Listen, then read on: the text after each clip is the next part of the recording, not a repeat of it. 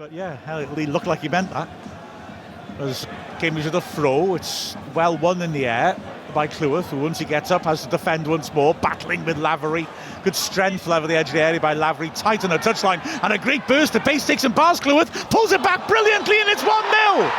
Cambridge take the lead. You can't say it's against the run of play, and Wrexham's remarkable run of clean sheets ends, but that was all about Lavery bursting down the left, a lovely ball back, and Cambridge have the lead. Well, I just really don't know how he's got out of that situation down that left-hand side.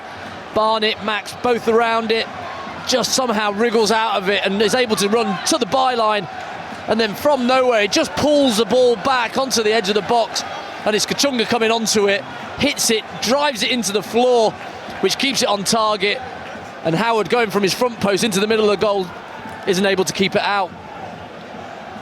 Yeah, it's a nicely controlled finish by Kachunga, wasn't it? But Lavery, wow. Yeah, it's silenced the racecourse, that one. But yeah, Barnett's got Lee offering and finds him, and Lee with a nicely weighted return pass. Barnett whips in the cross, McLean attacks it, and it's 1-1! Great quality from Barnett, terrific header from McLean. And well, Cambridge have had all the play, but like I said, you've got to be strong in both boxes. They've missed chances. Wrexham take our first, really.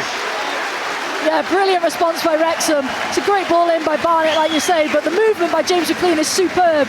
Bennett switches off completely, he gets right round him and just makes sure he gets that header on target and finds the back of the net. 1-1. Well, it's just so simple. You know, it's just a throw in, a little touch down the line. We haven't seen a great deal of Barnett or Dobson yet this half. And it's just that cross to the back post, and McLean's got full run on him from the edge of the box. Bennett backpedaling. Up front. Fletcher wrestling away.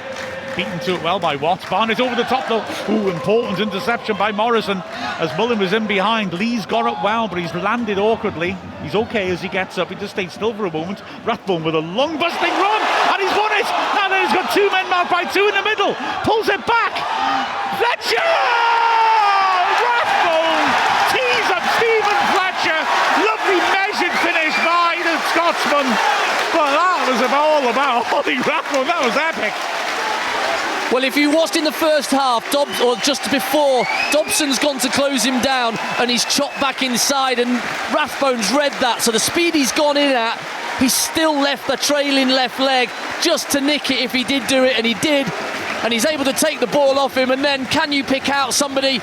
And Fletcher just stands still on the edge of the box and waits for it, and it rolls across his body.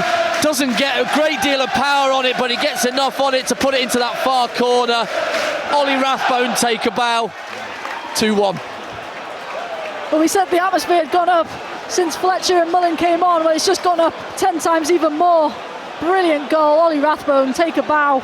That's exactly what you want your midfielders to do. Don't get bypassed. If you're going for that press, make sure you make it. It's poor play by mid-block, just inviting Cambridge to test them out. The ball's fed into midfield. Sloppy return pass. Mullin intercepts now. Fletcher's ahead of him. Mullin thinks I don't fancy those odds. Fletcher marked by 3. He's fighting. He's lost it in the end. Andy Cannon is getting ready to come on. As the ball is swept neatly to the right by Smith, beg your pardon. Ball over the top, and this is dangerous. Kai goes down in a box penalty. Conceded by Brunt. Clumsy challenge by him. And a yellow card.